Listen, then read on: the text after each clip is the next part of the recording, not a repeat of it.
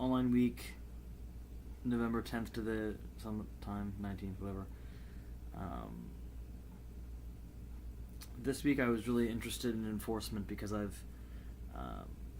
always been really interested in how exactly that works for NCAA infraction case to happen at one individual college. That college then reports to the NCAA. Depending on the infraction type, they search and or investigate and try to understand what exactly happened, and then really what's next from there. I also wanted to learn a little bit more about what the NCAA has done recently, as in the last year or so, to better their enforcement strategies and systems, because I think it was in desperate need of change. Not only that, but this is now very appropriate because of everything happening at Penn State currently, not really at Penn State, but regarding the Penn State case in the free report. So we'll get back to that later. First, looking at class from last week, it was really interesting to hear from our three guest speakers. The two first ones from the app and recruiting software were really interesting because I didn't know that something like that existed. I figured that it must, but I didn't know anything about it. And I found, first of all, I'm very interested in entrepreneurism and small company investment, and especially in the sport model. So hearing about a company that started small and has grown to about 20 employees was really interesting for me. It seems like they're a really young, diverse, fresh, and clear-thinking group of people based off a lot of their bios, and the two that came to speak to us. So I think that that's a lot of what college sports needs today. If you look at, a lot of the holdup is because of the old white man issue, which seems horribly consistent across higher education and in athletics. So, a younger group, and I mean, this is obviously a really small sample size, but, the younger, more diverse, more academically strained individuals will hopefully bring kind of a new fresh wind or fresh breath to NCAA, even if they stay at just NCAA associated or school associated organizations. Now, towards Dr. Weaver's comments about being an athletic director, it was really interesting to hear about her time at Minnesota because I had never heard her speak about that before. So I didn't know her background to that extent. I didn't know that she was brought into Minnesota for a specialty issue and resolving an academic fraud issue, but found it super interesting, and it was really great to hear. And then also, when she brought Penn State, Abington to the NCAA level, and hearing about the strong amount of education that was required of people on campus, it was super interesting. Now onto our online materials. I looked at a few things that I found to be really most interesting, and those included the violation structure that we talked about a little bit last week, being the 4 different levels, which I think is really important. Excuse me, because a secondary infraction before was a secondary infraction, and that could be anything from the smallest break of an NCAA rule up into something that would be considered more heinous enough to actually attract media attention. So the previous structure just was not really fitting for an organization with the true breadth of rules that the NCAA have, the differentiating populations that they have from Division I down to Division III, size of schools being different, money flowing in many different ways. Just having 2 infraction structures just is not really helping the NCAA and its infractions committee and its infractions task force in keeping all of the member institutions in line and comply or in compliance. So not only do I find this helpful for member institutions, but I think it's also really helpful for the NCAA because they can now have a much more delineated group of infractions. It's more clear what a level blank means.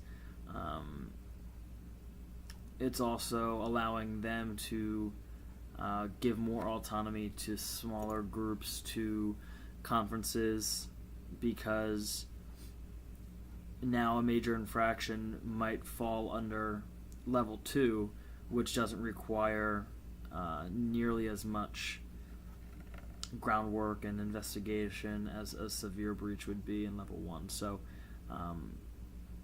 it's just as easier on the NCAA and easier on the member institutions. Secondly, I was really interested in reading like the full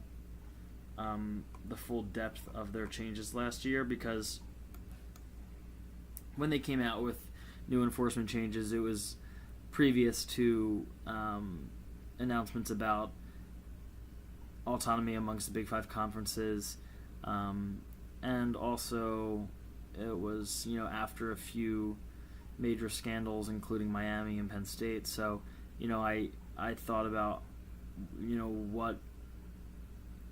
what would the NCAA infractions need to get to a point where they can be respected again. Can they actually do any of those things, and how do they do it? So I think a lot of the things that they include including the 4 levels of violations that I just spoke about, the new penalty structure I think is really interesting, because they're not only addressing the actual thing that you do, but the advantages that you gain from it. So if you look at Penn State, for example, by not admitting that Joe Paterno that Jerry Sandusky had done the things that he did as administrators, what advantage did Penn State University gain from that? And you look at millions of dollars in sponsorships and win after win after win, bowl games, TV contracts. What would have changed had Sandusky's had the things Sandusky did been made public sooner? I don't know. I don't think it would have actually harmed the university, because in today's age, unfortunately, we have things like this happen all of the time. And Jerry Sandusky, despite the fact that he was known to be an assistant coach at Penn State, and was a highly respected member of the University Park and Happy Valley region, but I don't really understand what the fright of a national a national issue was. So my only thought was when the assistant coach saw him with the boy and reported it to Joe Paterno, my concern is that he would have known more before and had known about it for years, which would then cause him concern about coming and saying anything about it today, or at that time, because it would have brought up what he had known previously. But had he really not known, I don't really know why he would not be willing to do it. So now, with this new rule structure, they can create new penalty structure. They can create new penalties that are much more specific to infractions, that are actually more specific because of the new violation structure as well. So it's clearer to the member institutions and for the NCAA. Head coach accountability and administrator tasks, I think, are really interesting things to add to this, because I do think that head coaches, and I've written about this previously for this class, are, despite how brilliant a head coach could be, I think, unfortunately, they're often the ones who are, way overpaid for what they do. Now, sure, athletic directors get paid a lot of money, but, athletic directors managing, sometimes a couple $100 million in budget, 100+ employees, very often, upwards of 20 teams. It's not just one team with 60 players.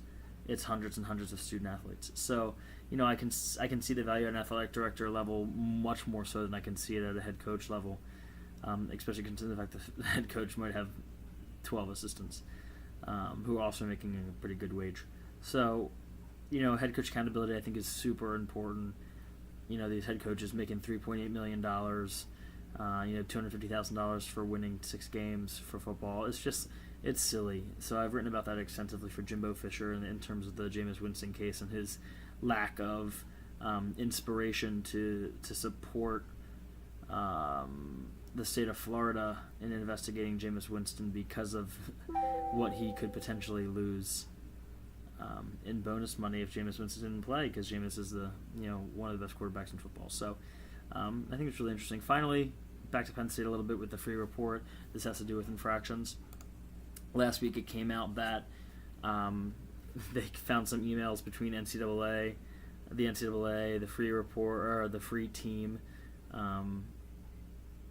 that insinuated and claimed they had met previous to Free and his team being given the contract by NCAA or by Penn State, and then again after Penn State asking them to complete this investigation, which was meant to be an independent investigation. So how can the Free team investigate Penn State, who's a member institution of the NCAA, if they're meeting with and being consulted by the NCAA? That really sounds to me like a conspiracy. So we'll see what comes out more of that in the next few weeks, but it's pretty clear that the free report's going to be discredited. The NCAA will not look pretty, and who knows what could happen to Mark Emmert.